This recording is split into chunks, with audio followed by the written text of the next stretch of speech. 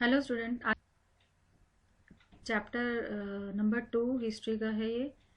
और आज जो हमारा टॉपिक है वो है चोला के बारे में केस स्टडी है। तो सबसे पहले हम स्टार्ट करते हैं चोला की केस स्टडी।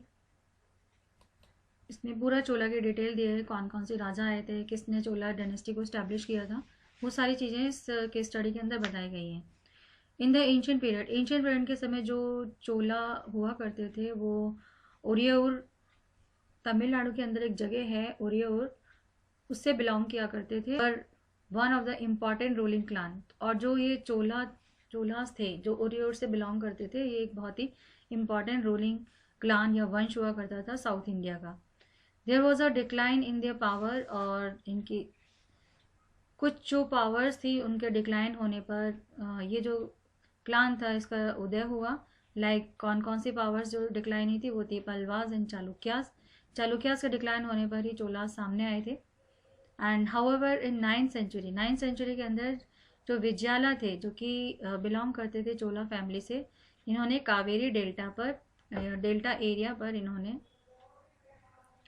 जो मुत्रेयर जो फैमिली थी, मुथियर फैमिली मतलब होता है कि एक माइनर फैमिली हुवर फेडरेटरीज, ये फेडरेटरीज थे पल्लवास के। इनको हरा करके उन्होंने वापस से अपने चोला रूल को रीस्टैब्लिश किया था।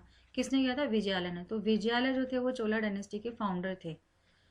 ही कैप्चर्ड थंजावर, इन्होंने थंजावर को अपने कब्जे में लिया और उसको अपनी कैपिटल बना दिया। तो ये देखा, कैप्चर मतलब होता है उसको अपने कब्जे में ले लेना, थंजावर को, और उसको उन्होंने अपनी कैपिटल बनाया। विजयालय के जो सक्सेसर थे, यानी इनके जो पुत्र वगैरह थे, जो सक्सेसर थे, उन्होंने बहुत सारे एरिया को जीता और चोला एम्पायर के अंदर मिलाया। दे ruled over a large part, इन्होंने साउथ इंडिया के बहुत बड़े हिस्से पर शासन किया था फॉर नियरली लगभग 4 सेंचुरीज तक, यानी कि 9th से लेकर 12th सेंचुरी तक जो चोला एम्पायर था, इन्होंने साउथ इंडिया के बहुत बड़े हिस्से पर शासन किया था। और चोला डायनेस्टी के अंदर जो सबसे मेन पावरफुल या इम्पॉर्टेंट राजा थे वो थे राजा राजा फर्स्ट और इनके बेटे राजेंद्र। ये दो किंग थे, दो राजा थे, अंडर हुम द चोला, जिसके शासन काल में जो चोला एम्पायर था वो फला फूला और फैला।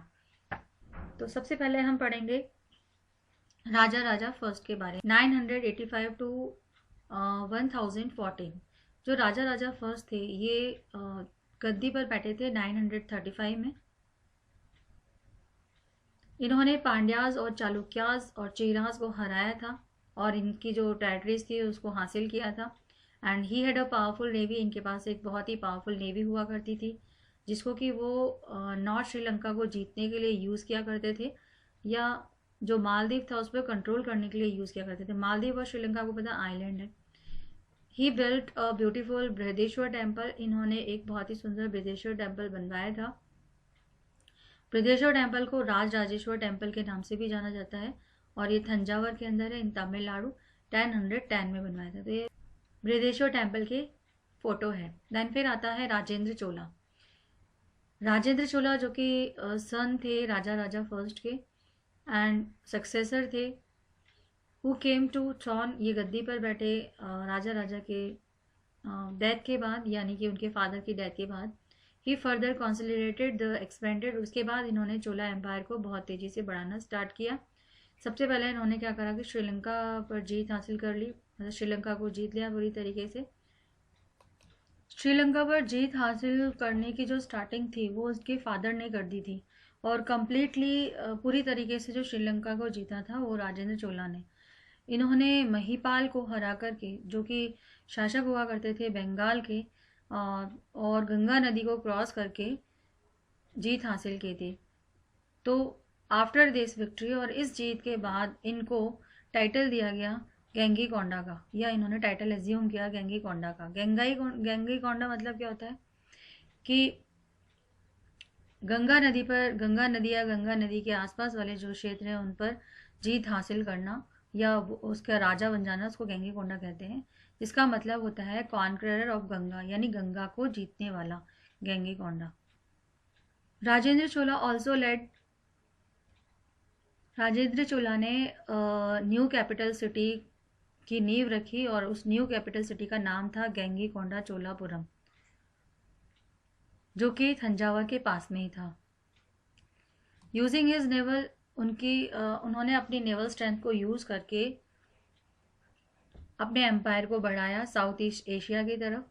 एंड जो किंगडम था श्रीविजया का, श्रीविजया इनका जो साम्राज्य था, और इनका साम्राज्य कौन, इसमें क्या क्या इंक्लूड होता था, दैट इज़ मलाया, सुमात्रा, जावा। ये अलाउ नहीं करते थे चोला के शिप को और उनके मर्चेंट्स को कि वो यहाँ पर आएँ, सेल करें, और मलाक्का स्टेट से लेकर चाइना तक एंड द मलाया पेनिसुला। मतलब जो ये श्री विजया थे, इन्होंने चोला के शिप्स को या मर्चेंट को एंट्री नहीं दी थी, जिससे कि वो यहाँ जाकर बिजनेस कर सकें। तो राजेंद्र चोला ने श्री विजया को हरा दिया और जो उसका एम्पायर था उस पर कब्जा कर लिया, और उसके बाद इन्होंने जो ट्रेडिंग रिलेशंस थे चोला एम्पायर के, उसको फैलाया साउथ ईस्ट एशिया और चाइना के अंदर। देन अब हम पढ़ेंगे economy. In addition to land tax के अलावा जो चोलास थे वो कलेक्ट करते थे टैक्सेस को ट्रेड से और प्रोफेशन से।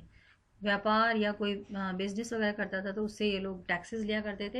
And there were also taxes, और बहुत सारे भी टैक्सेस होते थे अलग अलग जो एक्टिविटीज़ पे लिए जाते थे, जैसे कि अगर हाउस को थैच करना है तो या फिर लैडर यूज़ करना है, सीढ़ी यूज़ करनी है पाम ट्री पर चढ़ने के लिए, या फिर प्रॉपर्टी को ट्रांसफ़र करना है एक जनरेशन से दूसरे जनरेशन के अंदर, इन सब के टैक्सेस वो इनके थ्रू लिया करते थे। द मोस्ट फ्रीक्वेंटली मैंशनड और सबसे ज़्यादा जो टैक्सेस के बारे में बताया गया है वो है कदमई। जो कदमई है ये which was the land tax, को लैंड टैक्स कहा जाता है या लैंड टैक्स हुआ करता था ये। एंड वेटी, जो वेटी है which was taken not in the form of cash. जो वेटी जो टैक्स है वो एक कैश के रूप में न लेकर बल्कि फोर्स लेबर के रूप में लिया जाता था, यानी ज़बरदस्ती उनसे काम करवाया जाता था। तो ये तो टैक्सेस के अलग अलग फॉर्म इन्होंने बता दिया कौन कौन से रूप हुआ करते थे, कदमई और वेटी, ये दो टाइप्स के टैक्स थे मेन। एग्रेरियन एक्सपेंशन यानी एग्रीकल्चर को बढ़ाना, तो लैंड जो हुआ करती थी उसको ये यूज़ करते थे कल्टीवेशन के लिए, खेती के लिए। इसको इन्होंने बढ़ाया under the Chola administration. Chola administration के अंदर जो कल्टीवेशन लैंड थी उसको बढ़ाया गया, और ये खासकर दो डेवलपमेंट्स की वजह से हुआ था। फर्स्ट तो फॉरेस्ट को क्लियर करना, और दूसरा इरिगेशन की व्यवस्था करना जहाँ पर ड्राई बैरन लैंड है उस जगह पर। बैरन मतलब होता है बंजर ज़मीन जहाँ होती थी, सूखी बंजर ज़मीन, वहाँ पर इरिगेशन यानी सिंचाई की व्यवस्था करना और जंगलों को साफ करना। एम्बैंकमेंट्स बनाना, एम्बैंकमेंट मतलब होता है नदियों के किनारों पर पत्थर के, जिसे एक तरह से मुडेर टाइप से बना देते हैं या किनारे बना देते हैं पत्थर के, जिससे कि जो फ्लड है उसको रोका जा सके। और दूसरा कैनल्स वगैरह निकाली जाती थी इन नदियों से, जिससे कि जो पानी है उनको फील्ड तक पहुंचाया जा सके। वेल एंड डैम्स, कुएं और बांध बनवाए गए। एट सम प्लेसेस, कुछ जगह पर इन्होंने बड़े बड़े टैंक बनवाए। ह्यूज मतलब होता है बड़ा, तो उन्होंने बड़े बड़े टैंक बनवाए थे जहाँ पर रेन वाटर को कलेक्ट किया जा सके। There was even a committee, और उन्होंने एक कमिटी भी बनाई विच वॉज रिस्पॉन्सिबल, जो कि रिस्पॉन्सिबल है फॉर मेंटेनिंग इरीगेशन फैसिलिटीज़, जो कि इरीगेशन फैसिलिटीज़ को मेंटेन करने का काम करती है। This kind of expansion help, और इस प्रकार का जो एक्सपेंशन है ये मदद करता है ऑब्टेन रिच लैंड रेवेन्यू, जिससे कि बहुत ज़्यादा मात्रा के अंदर लैंड रेवेन्यू मिल सके। तो ये तो था आपका पूरा चैप्टर। हम करते हैं क्वेश्चन आंसर्स। तो सबसे पहला इसमें क्वेश्चन पूछा गया है, who was the founder of medieval Chola empire. तो चोला एम्पायर का फाउंडर कौन था, अभी आपको मैंने बताया था स्टार्टिंग के अंदर। चोला एम्पायर का जो फाउंडर था वो था विजयालय। उसके बाद नेक्स्ट क्वेश्चन पूछा गया आपका, who were the two famous Chola rulers. तो दो फेमस चोला रूलर्स कौन कौन से थे, एक तो था राजा फर्स्ट, और देन सेकंड जो था उसका बेटा Rajendra first. Was the Brihadeshwara temple at the Thanjavur built and by whom. अभी आपने पढ़ा था कि बृहदेश्वर टेम्पल किसने बनाया और कब बनवाया था। तो बृहदेश्वर टेम्पल का ये फोटो दे रखा है, और बृहदेश्वर टेम्पल बनवाया था राजा राजा फर्स्ट ने, और बृहदेश्वर टेम्पल को राजराजेश्वर टेम्पल के नाम से भी जानते थे, और इसको बनवाया गया था 1010 में। देन फिर आपका क्वेश्चन आता है, who build the beautiful cities of Gangaikonda Cholapuram.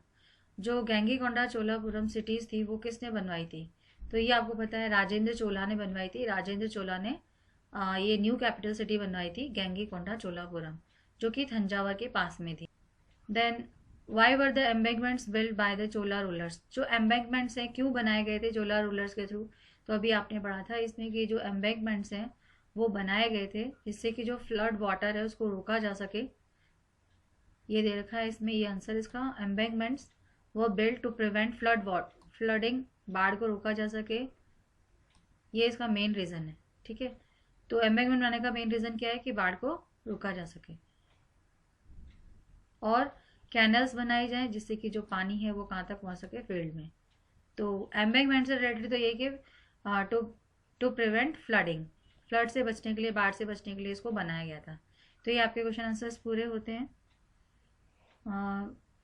अब आपको ये काम करना है और जो मैंने पढ़ा है उसको पढ़ना है। Okay bye, have a nice day.